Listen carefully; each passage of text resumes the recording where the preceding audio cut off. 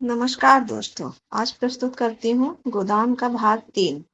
चलिए शुरू करते हैं। होरी अपने गांव के समीप पहुंचा तो देखा अभी तो गोबर खेत में ऊख गोड़ रहा है और दोनों लड़कियां भी साथ में काम कर रहे हैं। लू चल रही थी, बगुले उड़ रहे थे, भूतल धधक रहा था जैसे प्रकृति ने वायु में आग घोल दिया हो। यह सब अभी तक खेत में क्यों है? क्या काम के पीछे सब जान देने पर तुले हुए हैं? वह खेत की ओर चला और दूर से ही चिल्लाकर बोला, आता क्यों नहीं गोबर? क्या काम ही करता रहेगा? दोपहर ढल गया, कुछ सोचता है कि नहीं? उसे देखते ही तीनों ने कुदालें उठा ली और उसके साथ हो लिए। गोबर सांवला, लंबा, एक हरा युवक था जिसे इस काम में रुचि न मालूम होती थी। प्रसन्नता की जगह मुख पर असंतोष और विद्रोह था। वह इसलिए काम में लगा हुआ था कि वह दिखाना चाहता था उसे खाने पीने की कोई फिक्र नहीं है। बड़ी लड़की सोना लज्जाशील कुमारी थी, सांवली, सुडौल, प्रसन्न और चपल।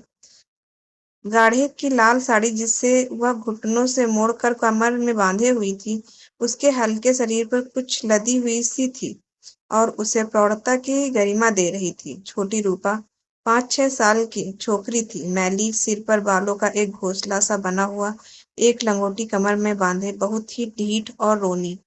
रूपा ने होरी की टांगों में लिपट कर कहा, काका देखो, मैंने एक ढेला भी नहीं छोड़ा। बहन कहती है जब पेड़ तले बैठ, ढेले ना तोड़े जाएंगे काका, तो मिट्टी कैसे बराबर होगी? होरी ने उसे गोद में उठाकर प्यार करते हुए कहा, तूने बहुत अच्छा किया बेटा, चल घर चले। कुछ देर अपने विद्रोह को दबाए रहने के बाद गोबर बोला, यह तुम रोज रोज मालिकों की खुशामद करने क्यों जाते हो? बाकी ना चुको तो प्यादा आकर गालियां सुनाता है, बेगार देनी ही पड़ती है। नजर नजराना सब तो हमसे भराया जाता है, फिर किसी की क्यों गुलामी करो? इस समय यही भाव होरी के मन में भी आ रहा था, लेकिन लड़के के इस विद्रोह भाव को दबाना जरूरी था। बोला, सलामी करने ना जाए तो रहें कहाँ? भगवान ने जब गुलाम बना दिया है तो अपना क्या बस है? यह इसी सलामी की बरकत है कि द्वार पर मड़ैया डाल ली और किसी ने कुछ नहीं कहा। भूरे ने द्वार पर खूंटा गाड़ा था जिस पर कारिंदों ने 2 रुपए डांड ले लिया था।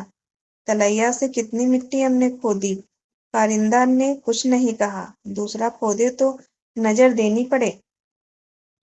अपने मतलब के लिए सलामी करने जाता हूँ, पाँव में सनीचर नहीं है और न सलामी करने में कोई बड़ा सुख मिलता है।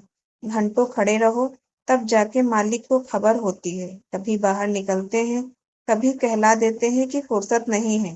गोबर ने कटाक्ष किया, बड़े आदमियों की हाँ में हाँ मिलाने से कुछ ना कुछ आनंद तो मिलता ही है। नहीं लोग मेंबरी के लिए क्यों खड़े हों? जब सिर पर पड़ेगी तब मालूम होगा बेटा। अभी जो चाहे कह लो। पहले मैं भी यही सब बातें सोचा करता था, पर अब मालूम हुआ कि हमारी गर्दन दूसरों के पैरों के नीचे दबी हुई है, अकड़कर निभा नहीं हो सकता। पिता पर अपना रोष उतारकर गोबर कुछ शांत हो गया और चुपचाप चलने लगा। सोना ने देखा रूपा बाप की गोद में चढ़ी बैठी है तो ईर्ष्या हुई। उसे डांटकर बोली, अब गोद से उतरकर पाँव पाँव क्यों नहीं चलती? क्या पाँव टूट गए हैं? रूपा ने बाप की गर्दन से हाथ डालकर ढिलाई से कहा, ना उतरेंगे जाओ। काका बहन हमको रोज चिढ़ाती है कि तू रूपा है, मैं सोना हूँ, मेरा नाम कुछ और रख। होरी ने बनावटी रोज से देखकर कहा, तो इसे क्यों चिढ़ाती है सोनिया? सोना तो देखने को है, निबाह तो रूपा से होता है। रूपा ना हो तो रुपए कहाँ से बने बता? सोना ने अपने पक्ष का समर्थन किया। सोना ना हो मोहन कैसे बने? नथुनिया कहाँ से आए? कंठा कैसे बने? गोबर भी इस विनोदमय विवाद में शरीक हो गया। रूपा से बोला, तू कह दे कि सोना तो सूखी पत्ती की तरह पीला है। रूपा तो सोना बोली, शादी ब्याह में पीली साड़ी पहनी जाती है, उजली साड़ी कोई नहीं पहनता। रूपा इस दलील से परास्त हो गई। गोबर और होरी की कोई दलील इसके सामने न ठहर सकी। उसने क्षुब्ध आंखों से होरी को देखा। होरी को एक नई युक्ति सूझ गई। बोला, सोना बड़े आदमियों के लिए है, हम गरीबों के लिए तो रूपा ही है। जैसे जौ को राजा कहते हैं, गेहूं को चमार, इसलिए ना कि गेहूं बड़े आदमी खाते हैं, जौ हम लोग खाते हैं। सोना के पास इस सबल युक्ति का कोई जवाब न था। परास्त होकर बोली, तुम सब जने एक ओर हो गए, नहीं रुपया को रुलाकर छोड़ती। रूपा ने उंगली मटकाकर कहा, ए राम सोना चमार, ए राम सोना चमार। इस विजय का उसे इतना आनंद हुआ कि बाप की गोद में रह न सकी, जमीन पर कूद पड़ी और उछल उछल कर यही रटने लगी, रूपा राजा सोना चमार, रूपा राजा सोना चमार। ये लोग घर पहुंचे तो धनिया द्वार पर खड़ी इनकी बाट जोह रही थी। रुष्ट होकर बोली, आज इतनी देर क्यों की गोबर? काम के पीछे परान थोड़े ही दे देता है। फिर पति से गर्म होकर कहा, तुम भी वहां से कमाई करके लौटे तो खेत में पहुंच गए। खेत कहीं भागा जाता था? द्वार पर कुआं था। होरी और गोबर ने एक एक कलसा पानी सिर पर उड़ेला, रूपा को नहलाया और भोजन करने लगे। जौ की रोटियां थी, पर गेहूं जैसी सफेद और चिकनी। अरहर की दाल थी, जिसमें कच्चे आम पड़े हुए थे। रूपा बाप की थाली में खाने बैठी। सोना ने उसे ईर्ष्या भरी आंखों से देखा, मानो कह रही थी, वाह रे दुलार। धनिया ने पूछा, मालिक से क्या बातचीत हुई? होरी ने लोटा भर पानी चढ़ाते हुए कहा, यही तहसील वसूल की बात थी, और क्या। हम लोग समझते हैं बड़े आदमी बहुत सुखी होंगे, लेकिन सच पूछो तो वह हमसे भी ज्यादा दुखी हैं। हमें अपने पेट की ही चिंता है, उन्हें हजारों चिंताएं घेरे रहती हैं। राय साहब ने और क्या क्या कहा, वह कुछ होरी को याद न था। उस सारे कथन का खुलासा मात्र उसके स्मरण में चिपका हुआ रह गया था। गोबर ने व्यंग किया, तो फिर अपना इलाका हमें क्यों नहीं दे देते? हम अपने खेत बैल हल कुदाल सब उन्हें देने को तैयार हैं। करेंगे बदला? यह सब धूर्तता है, मेरी मोट मर्दी। जिसे दुख होता है वह दर्जनों मोटरें नहीं खरीदता, महलों में नहीं रहता, हलवा पूरी नहीं खाता और ना नाच रंग में लिप्त रहता है। मजे से राज का सुख भोग रहे हैं, उस पर दुखी हैं। होरी ने झुंझलाते हुए कहा, अब तुमसे बहस कौन करे भाई? जायदाद किसी से छोड़ी जाती है कि वह छोड़ देंगे? हमी को खेती से क्या मिलता है? एक आने नफली की मजूरी भी तो नहीं पड़ती। जो 10 रुपए महीने भर का भी नौकर है, वह भी हमसे अच्छा खाता पहनता है, लेकिन खेतों को छोड़ा तो नहीं जाता। खेती छोड़ दे तो और क्या करें? नौकरी कहीं मिलती है? फिर मर्जाद भी तो पालना ही पड़ता है। खेतों में जो मर्जाद है वह नौकरी में तो नहीं है। इसी तरह जमींदारों का हाल भी समझ लो, उनकी जान को भी तो सैकड़ों रोग लगे हुए हैं। हकीमों को रसद पहुंचाओ, उनकी सलामी करो, अमलों को खुश करो, तारीख पर मालगुजारी ना चुका दें तो हवालात हो जाए, कुड़की आ जाए। हमें तो कोई हवालात नहीं ले जाता, दो चार गालियां गुड़लियां भी तो मिलकर रह जाती हैं।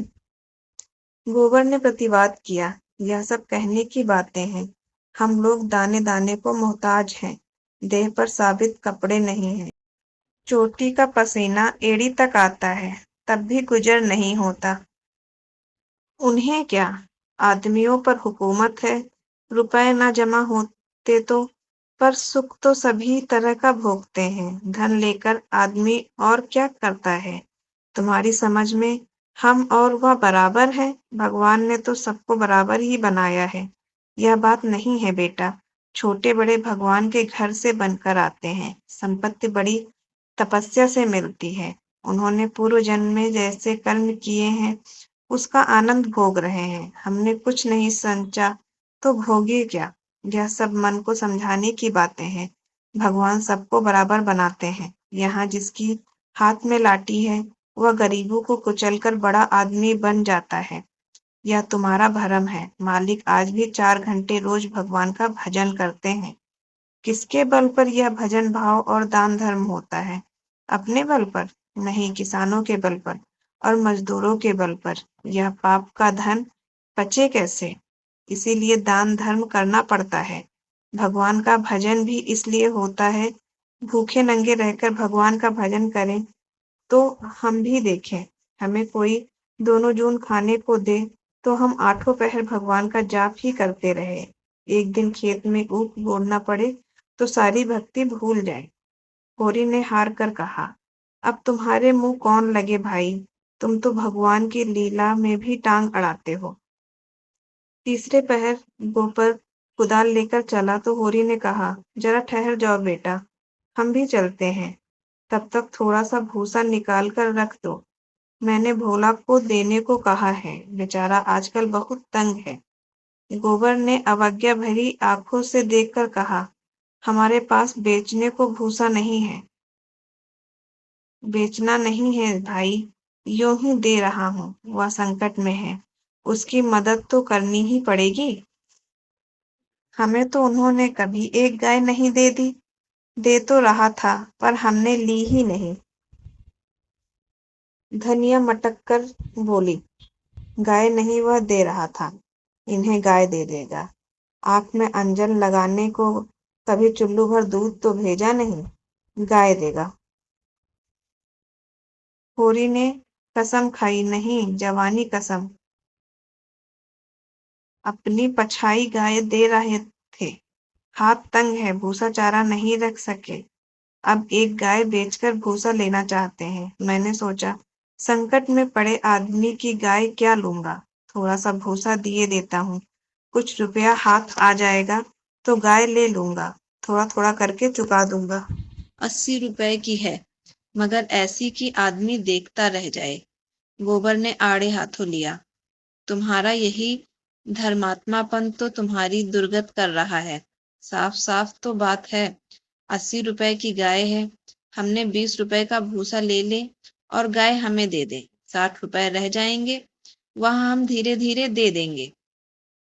होरी रहस्यमय ढंग से मुस्कुराया, मैंने ऐसी चाल सोची है कि गाय सेत मेत में हाथ आ जाए। कहीं भोला की सगाई ठीक करनी है बस। 2-4 मन भूसा तो खाली अपना रंग जमाने को देता हूँ। गोबर ने तिरस्कार किया, तो तुम अब सबकी सगाई ठीक करते फिरोगे? धनिया ने तीखी आंखों से देखा, अब यही एक उधम तो रह गया है, नहीं देना है हमें भूसा किसी को। वहां भोली भाली किसी का करज नहीं खाया है। होरी ने अपनी सफाई दी, अगर मेरे जतन से किसी का घर बस जाए तो इसमें कौन सी बुराई है। गोबर ने चिलम उठाई और आग लेने चला गया। उसे यह झमेला बिल्कुल नहीं भाता था। धनिया ने सिर हिलाकर कहा, जो उनका घर बसाएगा वह 80 रुपए में गाय लेकर चुप ना होगा, एक थैली गिनवाएगा। होरी ने पुचारा दिया, यह मैं जानता हूँ, लेकिन उनकी भलमनसी को भी तो देखो, मुझे जब मिलता है तेरा बखान ही करता है। लक्ष्मी है, ऐसी सलीकेदार है। धनिया के मुख पर स्निग्धता झलक पड़ी। मन भाए मुड़िया हिलाए, भाव से बोली, मैं उनके बखान की भूखी नहीं हूँ, अपना बखान धरे रहे। होरी ने स्नेह भरी मुस्कान के साथ कहा, मैंने तो कह दिया भैया, वह नाक पर मक्खी भी नहीं बैठने देती। गालियों से बात करती है, लेकिन वह यही कहे जाए कि वह औरत नहीं लक्ष्मी है। बात यह है कि उसकी घरवाली जबान की बड़ी तेज थी। बेचारा उसके डर के मारे भागा भागा फिरता था। कहता था, जिस दिन तुम्हारी घरवाली का मुंह सवेरे देख लेता हूँ, उस दिन कुछ न कुछ जरूर हाथ लगता है। मैंने कहा, तुम्हारे हाथ लगता होगा, यहाँ तो रोज देखते हैं, कभी पैसे से भेंट नहीं होती। तुम्हारे भाग ही खोटे हैं, तो मैं क्या करूं? लगा अपनी घरवाली की बुराई करने। भिखारी को भीख तक नहीं देती थी, झाड़ू लेकर मारने दौड़ती थी। लालचिन ऐसी थी कि नमक तक दूसरे के घर से मांग लाती थी। मरने पर किसी की क्या बुराई करूं, मुझे देखकर जल उठती थी। भोला बड़ा गमखोर था कि उसके साथ निभाह कर दिया। दूसरा होता तो जहर खा के मर जाता। मुझसे 10 साल बड़े होंगे भोला, पर राम राम पहले ही करते हैं। तो क्या कहते हैं कि जिस दिन तुम्हारी घरवाली का मुंह देख लेता हूं तो क्या होता है, उस दिन भगवान कहीं न कहीं से कुछ भेज देते हैं। बहुएं भी तो वैसी ही चटोरियां आई हैं। अब की सबों ने 2 रुपए के तरबूजे उधार खा डाले। उधार मिल जाए फिर उन्हें चिंता नहीं होती कि देना पड़ेगा या नहीं। और भोला रोते काहे को हैं? गोबर आकर बोला, भोला दादा आ पहुंचे। मन दो मन भूसा हैरुआ उन्हें दे दो, फिर उनकी सगाई ढूंढने निकलो। धनिया ने समझाया, आदमी द्वार पर बैठा है, उसके लिए खाट बाट तो डाल नहीं दी, ऊपर से लगे गुनगुनाने। कुछ तो भलमनसी सीखो। कलसा ले आओ, पानी भरकर रख दो, हाथ मुंह धोए, कुछ रस पानी पिला दो। मुसीबत में ही आदमी दूसरों के साथ सामने हाथ फैलाता है। होरी बोला, रस फस का काम नहीं है, कौन कोई पाहुने हैं। धनिया बिगड़ी, पहुने और कैसे होते हैं, रोज रोज तो तुम्हारे द्वार पर नहीं आते।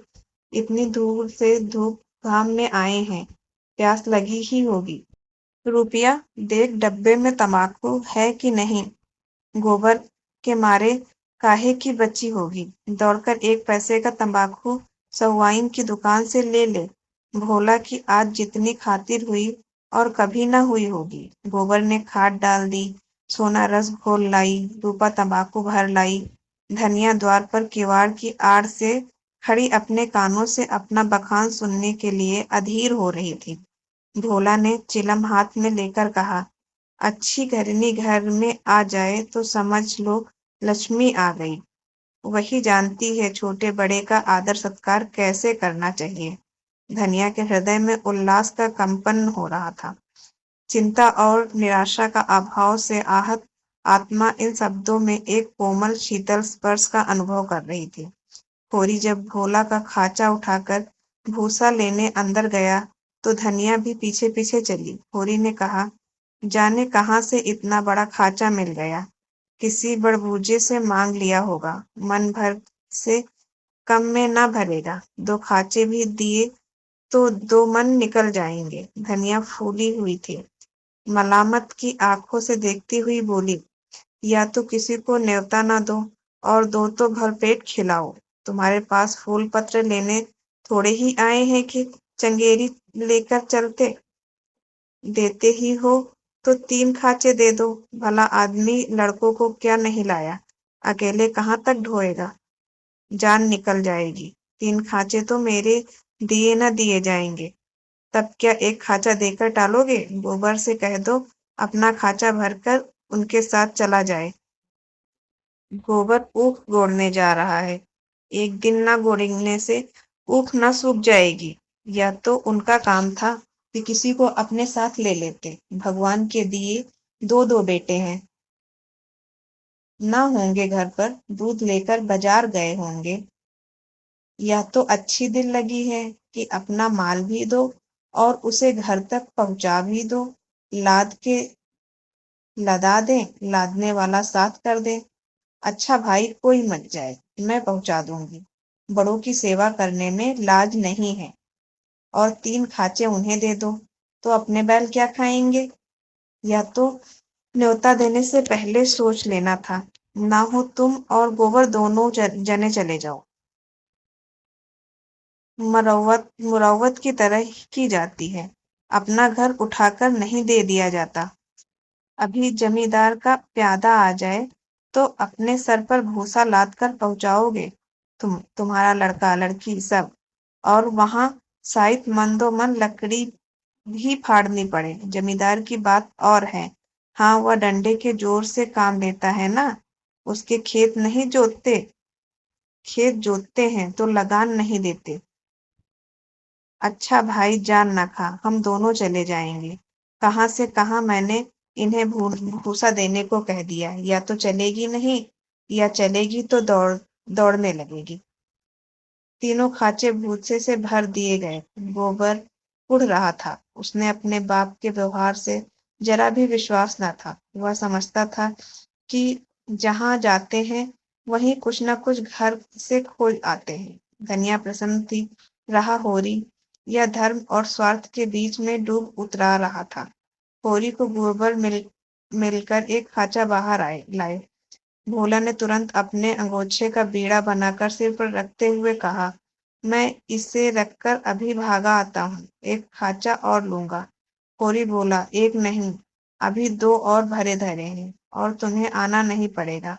मैं और गोबर एक एक खांचा लेकर तुम्हारे साथ ही चलते हैं। भोला स्तंभित हो गया। होरी अपना भाई बल्कि उससे भी निकट जान पड़ा। उसे अपने भीतर एक ऐसी तृप्ति का अनुभव हुआ जिसने मानो उसके संपूर्ण जीवन को हरा कर दिया। तीनों भूसा लेकर चले तो राह में बातें होने लगी। भोला ने पूछा, दशहरा आ रहा है, मालिकों के द्वार पर तो बड़ी धूमधाम होगी। हाँ, तंबू शामियाना गड़ रहा है। एक की लीला में मैं भी काम करूंगा। राय साहब ने कहा है तुम राजा जनक का माली बनना पड़ेगा। मालिक तुमसे बहुत खुश हैं, उनकी दया है। एक क्षण के बाद भोला ने फिर पूछा, शगुन करने के रुपए का कुछ जुगाड़ कर लिया है? माली बन जाने से तो गला न छूटेगा। होरी ने मुंह का पसीना पोंछकर कहा, उसी की चिंता तो मारे डालती है दादा। अनाज तो सबका सब खलिहान से ही तुल गया। जमींदार ने अपना लिया, महाजन ने अपना लिया। मेरे लिए 5 सेर अनाज बच रहा। यह भूसा तो मैंने रातों रात ढोकर छिपा दिया था, नहीं तिनका भी न बचता। जमींदार तो एक ही है, मगर महाजन 3-3 है। सहुआइन अलग, मगरू अलग और दाता दीन पंडित अलग। किसी का ब्याज भी पूरा न चुका। जमींदार के भी आधे रुपए बाकी पड़ गए। सहुआइन ने फिर रुपए उधार लिए तो काम चला। सब तरह की किफायत करके देख लिया भैया, कुछ नहीं होता। हमारा जन्म इसीलिए हुआ है कि अपना रक्त बहाएं और बड़ों का घर भरे। मूल का दुगना सूद भर चुका, पर मूल ज्यों का त्यों सिर पर सवार है। लोग कहते हैं सर्दी गर्मी में तीरथ बरत के में हाथ बांधकर खर्च करो। मुद्दा रास्ता कोई नहीं दिखाता। राय साहब ने बेटे के ब्याह में 20,000 लुटा दिए, उनसे कोई कुछ नहीं कहता। मंगरू ने अपने बाप के लिए करम में 5,000 लगाए, उनके कोई कुछ नहीं पूछता। वैसे ही मर्जाद तो सबका है। भोला ने करुण भाव से कहा, बड़े आदमियों की बराबरी तुम कैसे कर सकते हो भाई? आदमी तो हम भी हैं। कौन कहता है कि हम तुम आदमी हैं? हमने आदमियत कहाँ। आदमी वह है जिसके पास धन है, अख्तियार है, इलम है। हम लोग तो बैल हैं और जुतने के लिए पैदा हुए हैं। उस पर एक दूसरे को देख नहीं सकता, एका का नाम नहीं। एक किसान दूसरे के खेत पर न चढ़े तो कोई जाफा कैसे करे? प्रेम तो संसार से उठ गया। बूढ़े के लिए अतीत के सुखों और वर्तमान के दुखों और भविष्य के सर्वनाश से ज्यादा मनोरंजन और कोई प्रसंग नहीं होता।